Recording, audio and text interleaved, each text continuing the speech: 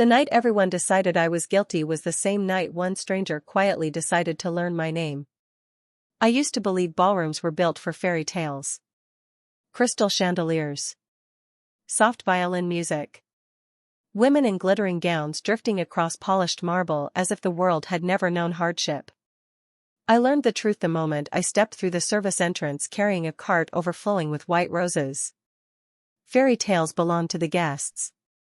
The people like me stayed invisible. My name is Claire Bennett, and at 26 years old, I knew every shortcut behind the walls of Manhattan's grandest hotels but almost nothing about the people applauding beneath their golden ceilings. I arranged flowers. I replaced wilted centerpieces before anyone noticed. I fixed beauty that other people took credit for. That Thursday evening, the Grand Astoria Ballroom looked like something lifted from an old Hollywood movie. Thousands of tiny lights reflected from towering crystal chandeliers, filling the room with a warm glow that softened every expensive smile. Fresh orchids, ivory roses, and eucalyptus stretched across nearly 60 banquet tables. I had spent 14 hours making sure every arrangement looked effortless, even though my feet ached inside shoes that had long ago lost their padding. The scent of fresh flowers mixed with polished wood, expensive perfume, and champagne. Somewhere beyond the ballroom doors, a string quartet rehearsed the same melody again and again until every note blended into the heartbeat of the building. My phone buzzed inside my apron pocket. My younger brother, Ethan. "Good luck tonight, Claire. Mom would be proud." I smiled before sliding the phone away. Ethan always knew exactly what to say. Since our parents passed away 5 years earlier, encouraging each other had become our family tradition. He was finishing community college while I worked every event I could find to keep us both moving forward. Tonight's charity gala was supposed to help cover next month's rent. Nothing more. Nothing less. I checked the final arrangement near the ballroom entrance, adjusting a single white rose that leaned slightly to the left.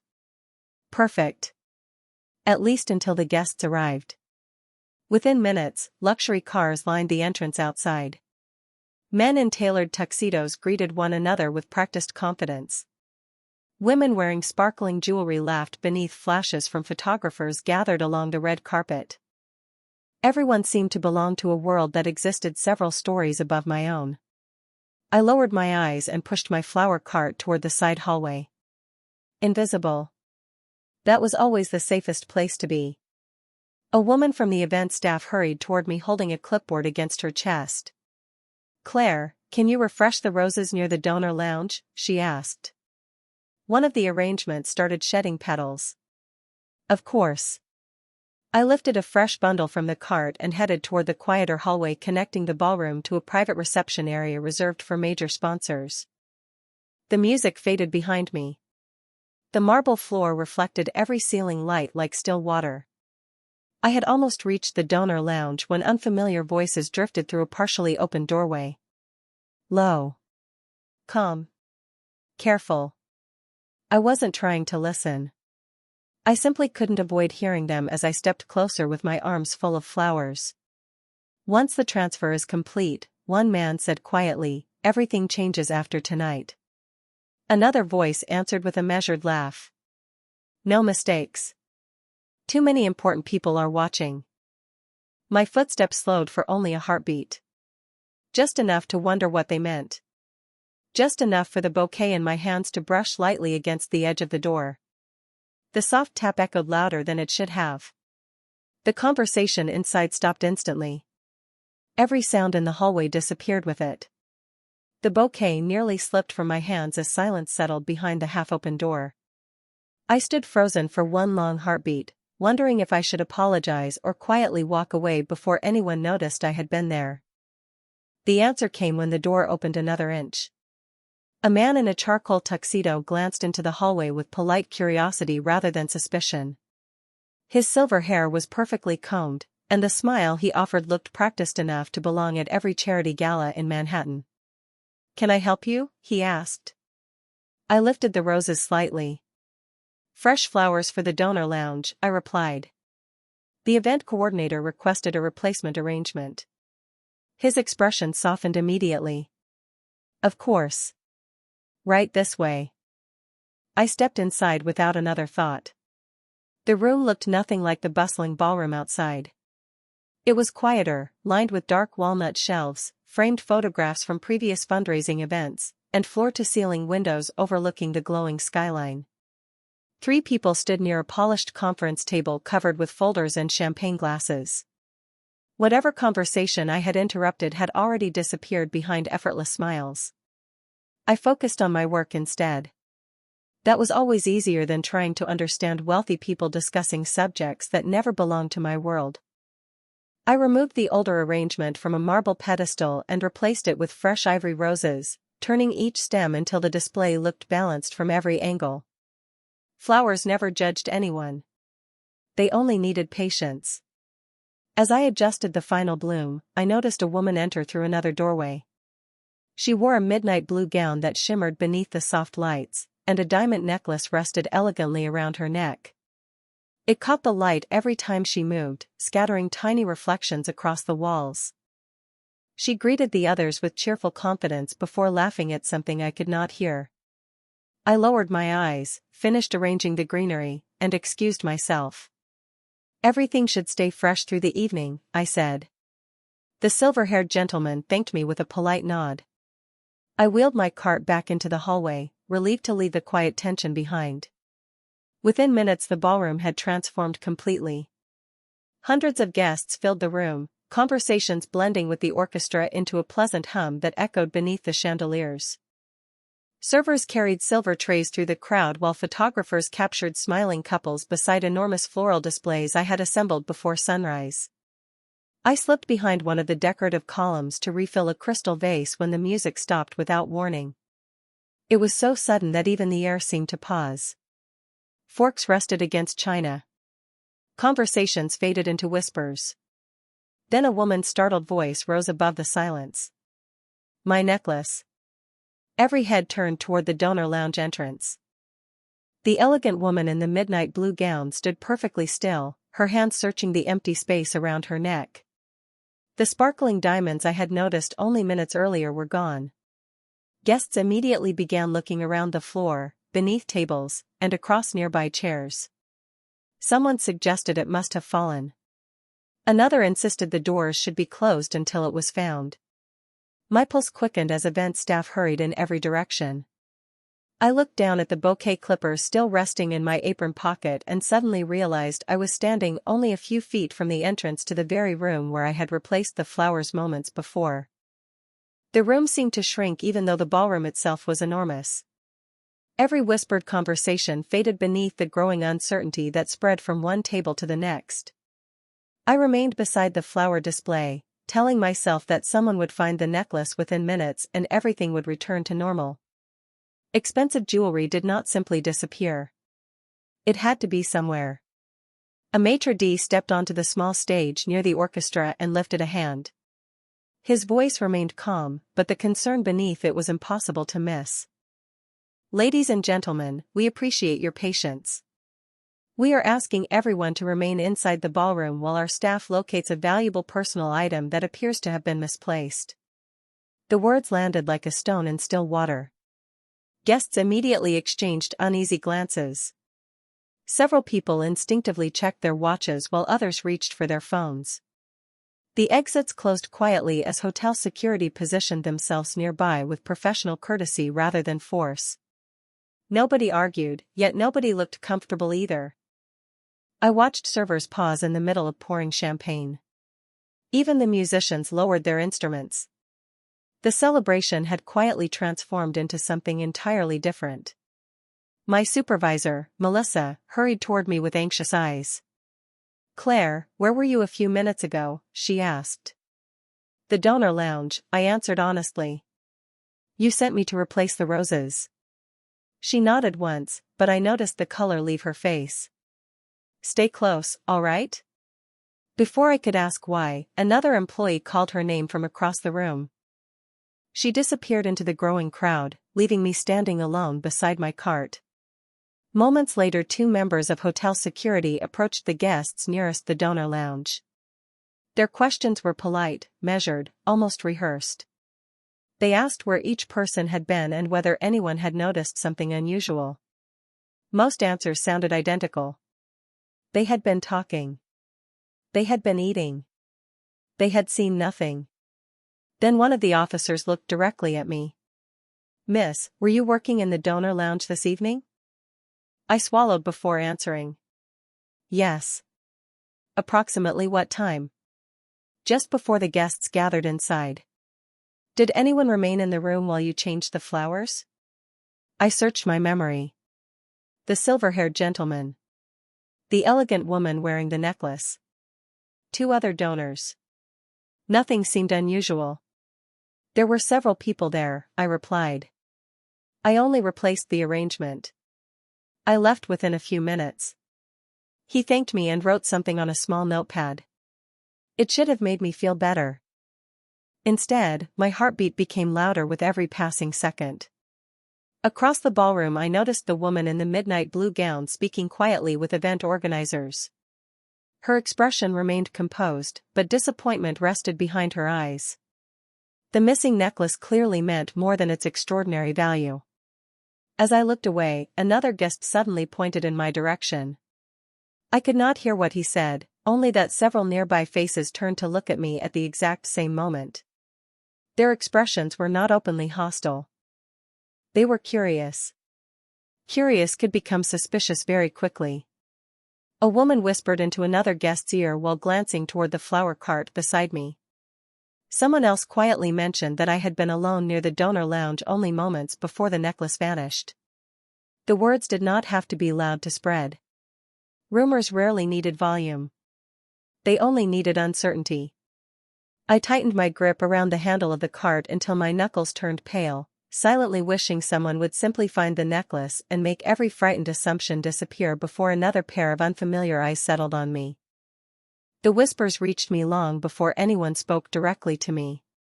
They floated through the ballroom like invisible threads, weaving from table to table until every glance seemed to carry a question that nobody wanted to ask out loud. I tried to focus on my work. I straightened a candle that had shifted slightly. I gathered a few fallen rose petals from the marble floor. I reminded myself to breathe. None of it helped. Every time I looked up, another stranger was looking back at me. Some quickly turned away. Others did not bother pretending. A server I had worked beside for months approached with an uneasy expression. "Claire," she whispered carefully, "people are saying you were the last person inside the donor lounge before the necklace disappeared." I stared at her. "That is because I was replacing the flowers. Melissa sent me." She nodded immediately. "I know that. I am only telling you what everyone else is saying." Before I could answer, she hurried away to another table, leaving me alone once again. The orchestra had quietly resumed playing, but the music no longer sounded elegant. Every violin note seemed distant, almost fragile against the constant murmur filling the room. Crystal glasses clinked softly while conversations continued, yet none of them carried the warmth that had filled the ballroom only 20 minutes earlier. It felt as though the entire evening had shifted onto uncertain ground. Near the center of the ballroom, 2 women wearing designer gowns glanced toward me before lowering their voices. One covered her mouth as she spoke. The other slowly shook her head while studying me with obvious doubt. A gentleman beside them folded his arms and looked directly at the flower cart parked beside me, as though ordinary gardening tools had somehow become suspicious. I suddenly became aware of everything I was carrying. My apron. My gloves. My pruning shears. My canvas supply bag. Items I had used at hundreds of events without anyone noticing now seemed to draw unwanted attention. Hotel security continued speaking with guests one by one. Their professionalism never changed, but I could feel the atmosphere tightening with every passing minute. No necklace had been found. No explanation had appeared. People naturally began filling the silence with their own conclusions. Melissa finally returned, though she looked more exhausted than I had ever seen her. "Claire," she said gently, "event management is asking everyone who entered the donor lounge this evening to remain available for a few more questions." "Of course," I answered. "I have nothing to hide." She offered a reassuring smile, but it disappeared almost as quickly as it came. I know that. Those 3 words should have comforted me. Instead, they made my stomach sink. She had not said everyone believed it. She had only said she did. Across the ballroom, several guests lifted their phones. Some appeared to be texting while others quietly photographed the room. Whether they were documenting the evening or simply informing friends, I could not tell. I only knew that whatever people believed inside this ballroom would not remain inside these walls for long. My phone vibrated inside my apron pocket again. Ethan. I reached for it automatically before stopping myself. I could not bring myself to answer. I could not explain why my hands had begun trembling over something I had not done.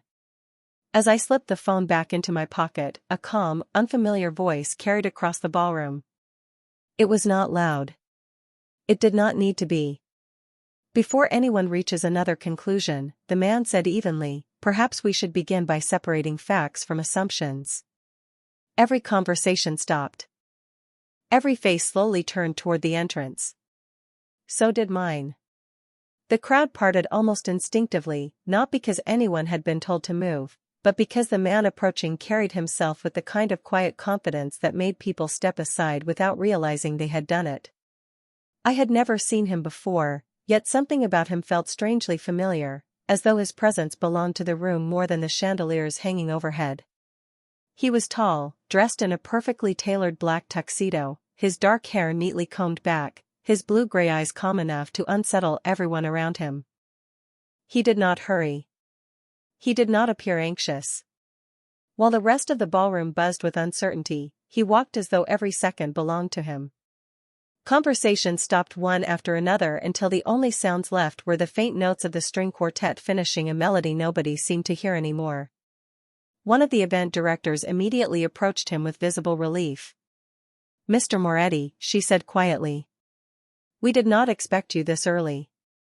He offered a polite nod before letting his eyes drift across the ballroom. They moved slowly, carefully, never lingering long enough to make anyone uncomfortable, until they reached me. For only a second our eyes met. There was no accusation in his expression. No sympathy either. Only observation. Then his attention shifted away as naturally as it had arrived. "I understand something valuable has gone missing," he said. His voice remained low, yet every word carried clearly through the silent room. The event director explained the missing necklace in careful detail while several guests gathered nearby, hoping to hear something reassuring. I stayed exactly where I was beside the flower cart, wishing I could disappear into the arrangements I had spent all day creating. Mr. Moretti listened without interrupting. When she finished, he glanced toward the donor lounge entrance before asking a simple question. "Has anyone confirmed that the necklace was still being worn when the reception inside that room ended?" The director blinked. I assumed so.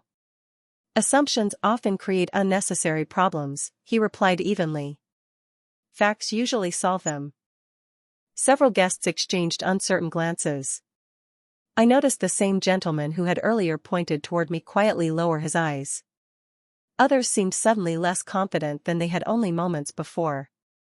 Mr. Moretti accepted a small notebook from one of the security supervisors and skimmed through the names already recorded. "Everyone who entered the donor lounge has been identified?" he asked. "We believe so," the supervisor answered. "Good," he replied. "Then everyone deserves the same questions." Those words settled over the ballroom with surprising weight. Until that moment I had not realized how isolated I had begun to feel. Without raising his voice or mentioning my name, he had quietly reminded the room that one person should not carry suspicion simply because she happened to be standing nearby. He closed the notebook and returned it to the supervisor. "Please continue your work exactly as planned," he said. "No conclusions before evidence." As he turned to walk toward the donor lounge, he paused beside the flower arrangement I had repaired earlier that evening. His gaze rested on the fresh ivory roses for a brief moment before he spoke without looking directly at me. "Beautiful work," he said calmly. "Fresh flowers rarely hide the truth." They usually reveal who has been paying attention. Before I could respond, he continued toward the hallway, leaving behind a room that had become noticeably quieter than before, while I stood wondering why a complete stranger had made me feel, for the first time that evening, that someone believed patience was more valuable than suspicion. I watched Adrian Moretti disappear through the hallway leading toward the donor lounge, and for reasons I could not explain, the weight pressing against my chest eased ever so slightly. He had not defended me. He had not accused me. He had simply refused to let assumptions become facts. That alone felt extraordinary. The ballroom slowly came back to life, although nothing resembled the celebration that had filled the room an hour earlier. Conversations remained quieter, smiles looked rehearsed, and every guest seemed distracted by the unanswered question hanging over the evening. I busied myself collecting empty water glasses from a nearby service station, grateful to have something familiar to do. Work had always been my safest place. It required steady hands instead of perfect answers.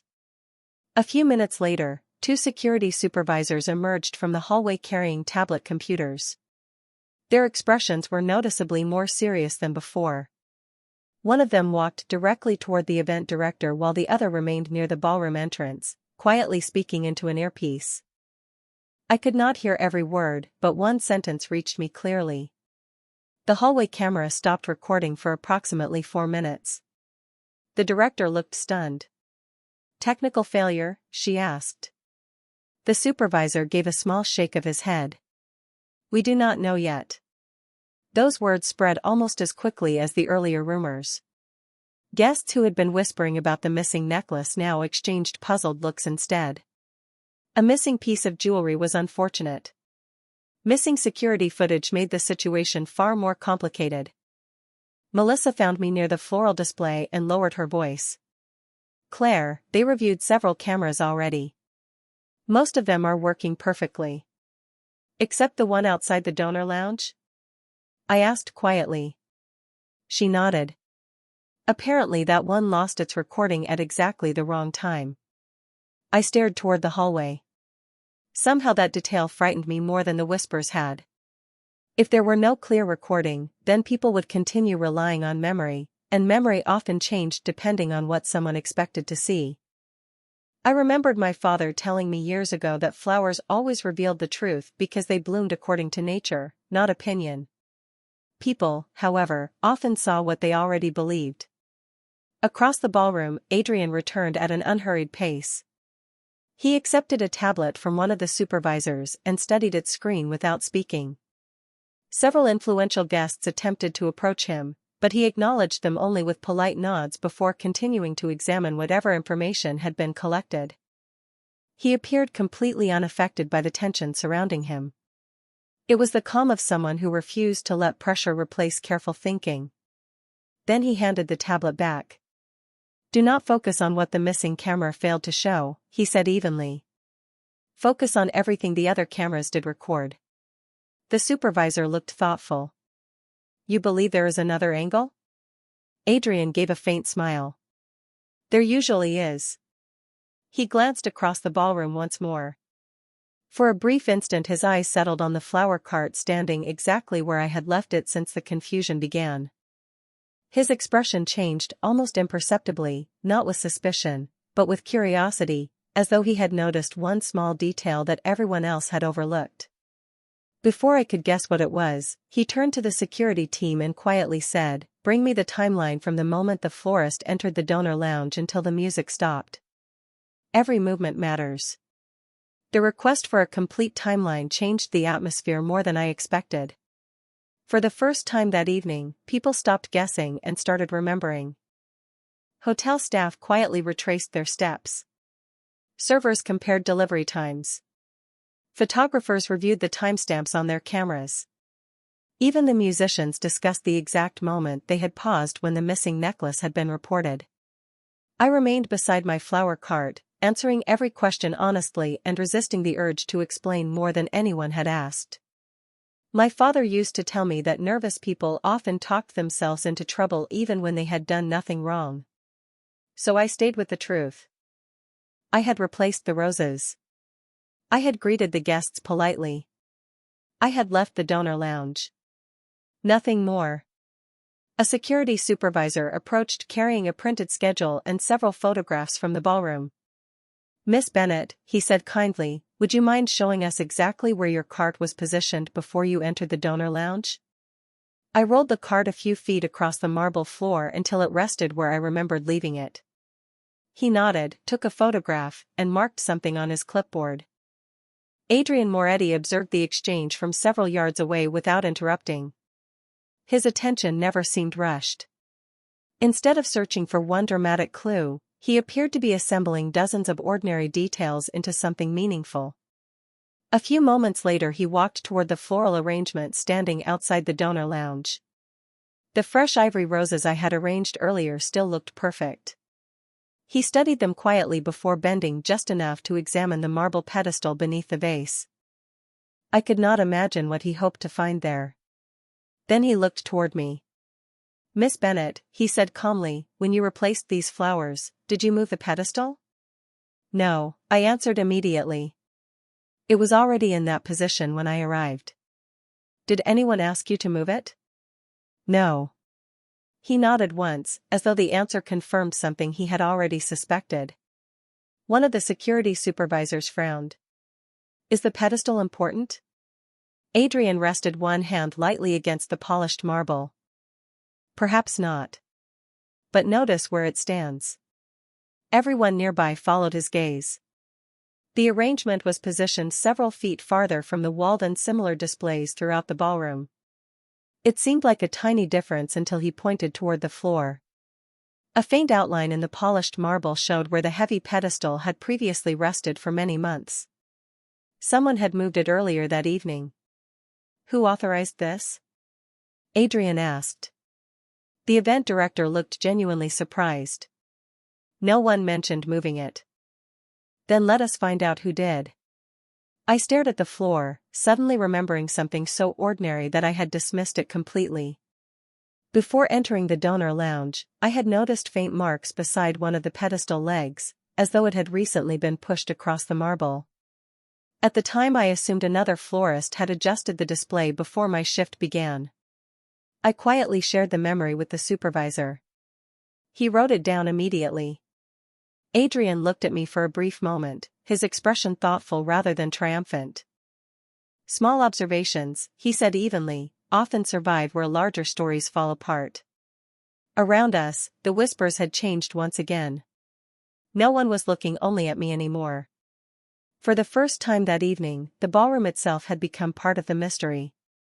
The discovery about the pedestal changed more than the direction of the investigation. It changed the way people looked at one another. Suspicion no longer rested on a single person. It drifted through the ballroom without choosing a permanent home. I noticed conversations becoming quieter as guests replayed the evening in their own minds. Details that had seemed ordinary only minutes earlier suddenly mattered. A waiter remembered carrying a tray around the donor lounge because someone had asked him to avoid the main entrance. A photographer recalled stepping aside when two guests requested a private conversation near the windows. None of it explained the missing necklace, but every memory added another small piece to a puzzle that had once seemed painfully simple. Adrian remained remarkably composed. He thanked each person who offered information, never interrupting, never rushing anyone. Watching him work reminded me of arranging flowers. You could not force a bouquet into harmony. You had to notice where each stem naturally belonged. Eventually the whole picture revealed itself. A security supervisor returned carrying a printed floor plan of the ballroom and donor lounge. Adrian spread it across one of the cocktail tables and quietly compared it with the photographs taken earlier that evening. His finger paused near the hallway connecting the donor lounge to a small service corridor that most guests would never notice. "Who had access here?" he asked. The hotel manager answered immediately. "Only staff, vendors, and event coordinators." Adrian nodded thoughtfully. "Then we should verify everyone who entered through this corridor instead of focusing only on the guests." The suggestion seemed almost obvious once he said it aloud. Until then, every conversation had centered on the wealthy donors because the missing item belonged to one of them. Yet the hallway itself connected two different worlds.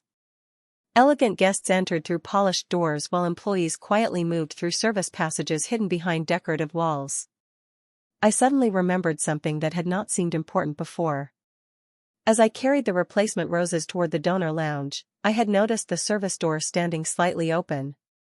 I assumed another florist had forgotten to close it. Now I was no longer certain. I stepped forward. "I think I remember something," I said softly. Several faces turned toward me, but this time I did not feel judged. I simply felt responsible for telling the truth. The service corridor door was open when I walked past it. Only a few inches, but enough for me to notice because it is usually closed during formal events. Adrian looked at me with quiet attention. "Did you see anyone inside?" "No. Only the door." He considered my answer for a moment before speaking to the security team. "Please review every available recording covering the service corridor before and after the camera interruption. Someone may not have appeared where we expected them to appear." The supervisors left immediately. The ballroom settled into another uneasy silence, but it no longer felt hopeless. For the first time since the evening had unraveled, the investigation seemed to be moving toward evidence instead of assumptions. I glanced toward the fresh ivory roses standing outside the donor lounge. They looked exactly as I had arranged them, untouched by the confusion surrounding them. Somehow that simple image steadied me. Truth, I realized, could be delayed by fear and hidden behind coincidence, but like fresh flowers placed beneath bright light, it eventually revealed itself to anyone patient enough to look. The waiting became almost harder than the suspicion had been. Minutes passed while security reviewed recordings from every hallway, service entrance, and loading corridor connected to the ballroom. Nobody spoke above a whisper anymore. Even the orchestra had quietly packed away their instruments, leaving the grand room filled only with the gentle hum of conversations and the occasional clink of glass against china. I remained near the floral displays because they were the only familiar thing left in a night that no longer felt real. Melissa brought me a glass of water without saying a word. I thanked her with a tired smile, grateful for the small act of kindness. Across the ballroom, Adrian stood beside the security supervisors as they compared timestamps from several cameras. One of the supervisors suddenly paused, enlarged an image, and pointed toward the screen. Adrian leaned slightly closer, studying the footage with complete concentration. He did not react immediately. Instead, he requested another recording from a different hallway. The two videos played side by side. I could not see the screens clearly from where I stood, but I recognized the subtle change in everyone's posture. They were no longer searching blindly. They had found something worth following. A few moments later, Adrian asked the event director to invite Mrs. Evelyn Whitmore, the wife of one of the gala's principal donors, to join them privately near the donor lounge. The request surprised several guests. Mrs. Whitmore had spent most of the evening greeting supporters and speaking warmly with nearly everyone in attendance. She walked toward the group with graceful confidence, offering a pleasant smile that never quite reached her eyes. "Is there something I can help clarify?" she asked. Adrian answered with the same calm tone he had maintained all evening. "Perhaps. We noticed that you entered the service corridor shortly before the camera interruption, although your guest schedule indicates you were expected inside the ballroom at that time." Mrs. Whitmore hesitated only briefly before smiling again. I became lost looking for the ladies' lounge. This hotel is larger than I remembered. One of the supervisors quietly compared the statement with the floor plan. The ladies' lounge was located in the opposite direction. Adrian did not challenge her. Instead, he thanked her for the explanation and requested another recording. A few minutes later, the supervisor returned carrying a still photograph captured by a camera overlooking the loading entrance. The image showed Mrs. Whitmore speaking with an event logistics coordinator nearly 20 minutes before the reception began. More importantly, the marble pedestal outside the donor lounge could be seen in the background being moved from its original position. The coordinator later confirmed that he had only helped after being instructed that the display needed to be shifted to improve traffic flow. No official request for that change had ever been submitted. Adrian quietly placed the photograph beside the ballroom floor plan. "Interesting," he said. "The flowers were never the reason the pedestal was moved. Something else required that exact position." I looked toward the marble display once again. Suddenly the arrangement no longer appeared decorative. It looked deliberate. Whatever had happened that evening had been planned before the first guest arrived, and the missing necklace had become only one part of a much larger design. For the first time since entering the ballroom, I realized that I had never truly been the target. I had simply been the easiest person to blame. The ballroom had become so quiet that I could hear the soft crackle of candle flames inside the glass lanterns decorating each table. No one seemed interested in finishing dinner anymore. Every eye followed Adrian as he calmly arranged the photographs, the floor plan, and the printed timeline across a long mahogany table near the center of the room. He never raised his voice. He never tried to command attention. Somehow, attention found him anyway. Mrs. Evelyn Whitmore stood several feet away with perfect posture, her hands lightly folded in front of her evening gown. From a distance she still looked composed, but I noticed something different now. She had stopped smiling. Adrian rested one fingertip on the photograph showing the marble pedestal being moved before the reception. "This adjustment created a blind spot between the floral display and the service corridor," he said evenly. "It also explains why several guests believed they had a clear view of the entrance when they actually did not." One of the security supervisors placed another printed image beside the first. It showed the service corridor moments before the temporary camera interruption. A hotel employee was pushing a maintenance cart through the hallway while the pedestal partially blocked the camera's view. Adrian nodded toward the image. The interruption lasted 4 minutes.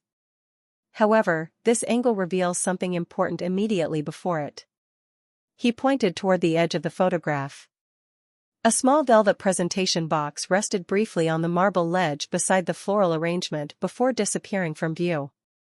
Several guests leaned forward. The woman who had reported the missing necklace quietly covered her mouth with one hand. Adrian continued speaking with the same measured calm.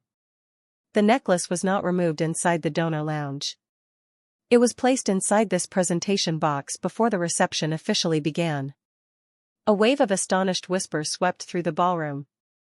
I felt my heartbeat quicken again, but this time it was not from fear. The story everyone believed was beginning to fall apart. Adrian looked toward Mrs. Whitmore, though his tone remained respectful. The movement of the pedestal created an opportunity to conceal the exchange from one camera while encouraging attention to focus elsewhere later in the evening. Mrs. Whitmore drew a slow breath before answering. "That is an interesting theory, Mr. Moretti." "It is no longer a theory." Another supervisor stepped forward carrying a velvet presentation box sealed inside a clear evidence bag. It had been discovered behind a decorative panel beside the service corridor after Adrian requested a search based on the altered floor plan. Inside rested the missing diamond necklace, exactly as it had been described earlier that evening. No one spoke. Even the hotel staff stood perfectly still. Adrian glanced around the ballroom before quietly addressing everyone present. Tonight many people accepted the easiest explanation because it appeared convenient. An innocent employee became the center of suspicion without evidence. Fortunately, facts are more patient than rumors. His words settled over the room with surprising gentleness. No accusation. No triumph. Only truth. I suddenly became aware of the many faces that had watched me with doubt less than an hour earlier. Some lowered their eyes. Others looked genuinely embarrassed. Melissa reached for my hand and squeezed it softly without saying anything. Across the room, the woman who had lost the necklace met my eyes with unmistakable regret. For the first time that evening, I no longer felt invisible. I simply felt seen for who I had been all along. For several long seconds, nobody moved. The ballroom that had been overflowing with confident voices now felt strangely humble, as though the truth itself had asked everyone to lower their eyes. I stood exactly where I had been standing all evening, still holding a pair of white gardening gloves that I had forgotten to remove. My hands had stopped trembling, but my heart had not yet caught up with everything that had happened. The woman who owned the necklace slowly walked toward me. Earlier that evening she had looked at me with uncertainty. Now her expression carried something entirely different. Regret. "Miss Bennet," she said softly, "I owe you an apology." Her words echoed farther than she probably intended because the room remained completely silent. I offered a small smile, not because I felt victorious, but because I suddenly felt tired. "Thank you," I answered. "I appreciate that." She hesitated before continuing. "I should have trusted the facts instead of my fears." I nodded gently. Fear does that to people sometimes. More guests began approaching one after another. Some apologized directly. Others simply wished me well before quietly returning to their tables. A few admitted they had assumed the worst because I happened to be the easiest person to blame. None of them sounded cruel. They sounded disappointed in themselves. Oddly enough, that made me sadder than angry. Melissa wrapped one arm around my shoulder for a brief moment before hurrying away to help the hotel staff restore the evening. The orchestra cautiously resumed playing, and waiters once again carried trays across the ballroom. The gala was trying to remember what celebration felt like. I quietly collected my floral tools and placed them back inside the worn canvas bag I had carried into the hotel that morning. My shift was over. More than anything, I wanted to go home, make tea, call Ethan, and leave this unforgettable night behind me. As I lifted the flower cart, I heard measured footsteps approaching. Adrian Moretti stopped beside the nearest arrangement of ivory roses, studying the blossoms for a moment before looking at me. "You could have left hours ago," he said calmly. I smiled faintly. Someone still had to take the flowers home. A hint of warmth appeared in his expression. Most people would remember tonight because of the investigation. I looked across the ballroom where guests had already begun laughing again as though nothing unusual had happened. "I think I will remember it because I learned how quickly people decide who belongs and who does not." He remained quiet for a moment before speaking again. "And what did you decide?" I rested one hand on the handle of the flower cart. "That I would rather spend my life growing things than judging people." His eyes lingered on me with thoughtful curiosity, as though he had expected a very different answer.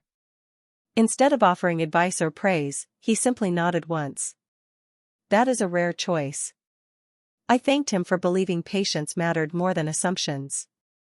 He shook his head almost imperceptibly. "I believed evidence mattered. Your honesty did the rest." There was something refreshing about the way he spoke. He never tried to sound impressive. He simply allowed the truth to stand on its own. I pushed the flower cart toward the service entrance, expecting our conversation to end there. Just before I reached the hallway, I glanced back one final time. Adrian was still standing beside the roses, watching the ballroom slowly return to life.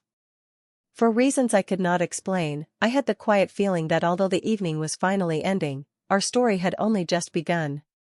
The city looked completely different after midnight. The glittering towers that had seemed so distant from the ballroom now reflected softly across the rain-dark streets as I guided my aging delivery van toward the small flower shop where I worked during the week. The scent of roses still lingered on my jacket, mixed with damp air drifting through the slightly open window. I should have felt relieved that everything was over. Instead, my mind kept replaying the evening one quiet moment at a time. Adrian Moretti standing calmly while everyone else rushed to conclusions. The silence that followed the truth. The strange feeling that he had noticed things about me that I had never intended anyone to see. By the time I reached our apartment building, most of the lights were off except for the kitchen window on the second floor. Ethan was waiting. He always waited whenever I worked late events. The moment I opened the apartment door, the familiar smell of tomato soup and fresh bread welcomed me home. Ethan looked up from the tiny kitchen table, closed his textbook, and smiled with obvious relief. "You are home later than expected," he said. "Everything all right?" I set my canvas bag beside the door and laughed softly, though the sound carried more exhaustion than humor. It was the longest charity gala in Manhattan history. He poured me a cup of tea before I had even taken off my jacket. That was Ethan. He never asked difficult questions before making sure someone had something warm to hold. I eventually told him everything, leaving out only the names of the guests involved. He listened without interrupting, his expression growing more thoughtful with every detail. When I finished, he remained quiet for a long moment. So someone believed you before they had a reason to, he finally said. I slowly shook my head. No. I think he believed the truth was worth finding, no matter who it helped. Ethan smiled. That might be even rarer. The next morning arrived far sooner than I wanted. I unlocked the flower shop just after 7, breathing in the comforting fragrance of lilies, eucalyptus, and freshly cut greenery. Unlike the ballroom, flowers never expected perfection. They simply asked for care. Mrs. Alvarez, the shop owner, handed me the delivery list while pretending not to notice the dark circles beneath my eyes. Take your time today, she said kindly. You look like you carried the whole city home with you. I smiled and began preparing arrangements for the morning orders. Around 10 o'clock, the front door opened. A courier stepped inside carrying a neatly wrapped white envelope. Delivery for Claire Bennett, he said. I accepted it with quiet surprise. There was no company logo. No return address. Inside rested a handwritten note on thick cream-colored paper. The message was brief. Thank you for choosing honesty when it would have been easier to choose anger. Beneath the note was a business card embossed with a single name. Adrian Moretti. No phone number. No title. Only his name printed in simple black letters. I turned the card over. On the back, written in the same careful handwriting, were 8 words that somehow stayed with me long after I finished reading them. The strongest roots always begin beneath unseen ground. 1 week passed before I saw Adrian Moretti again. Life had quietly returned to its familiar rhythm. Every morning I unlocked the flower shop before sunrise. Every afternoon I delivered arrangements across Manhattan. Every evening Ethan and I shared dinner in our small apartment while pretending not to worry about the future. The charity gala slowly faded from the headlines, replaced by newer stories that demanded the city's attention. Yet every now and then I would notice the cream-colored business card resting inside the drawer beneath the cash register, and I would remember the man who had refused to let assumptions become someone else's truth. On Friday afternoon I loaded the last delivery into the van, a bouquet of white roses requested by a customer who had left only an address and a delivery time. The destination surprised me. It was not a luxury penthouse or an elegant hotel. It was Riverside Community Children's Hospital, a place where flowers often carried hope more than celebration. I signed in at the reception desk and followed the directions to the hospital garden overlooking the Hudson River. Children laughed softly nearby while volunteers watered raised flower beds filled with sunflowers and lavender. The air smelled clean, touched by fresh grass after a light morning rain. I spotted Adrian standing beside one of the gardens, speaking quietly with an elderly volunteer who smiled warmly before excusing herself. He was dressed far more simply than the night of the gala, wearing a navy sport coat without the formality that had once seemed inseparable from him. He turned as I approached with the bouquet. You accepted the delivery yourself, I said with a small smile. That saves me from searching the building. His expression softened. I thought this place deserved fresh flowers today. I handed him the arrangement. Who are they for? Instead of answering immediately, he nodded toward the children's garden. Several young patients were carefully planting seedlings with the help of nurses and volunteers. The hospital receives donations every year, he said quietly. Flowers are rarely included. I thought they should be. I watched one little girl proudly hold up a tiny potted daisy while everyone around her applauded. Without thinking, I knelt beside her and helped straighten the small wooden marker identifying the plant. She smiled as though the simple gesture meant everything. When I stood again, Adrian was watching the scene with the same thoughtful expression I had first noticed in the ballroom. You did not even hesitate, he said.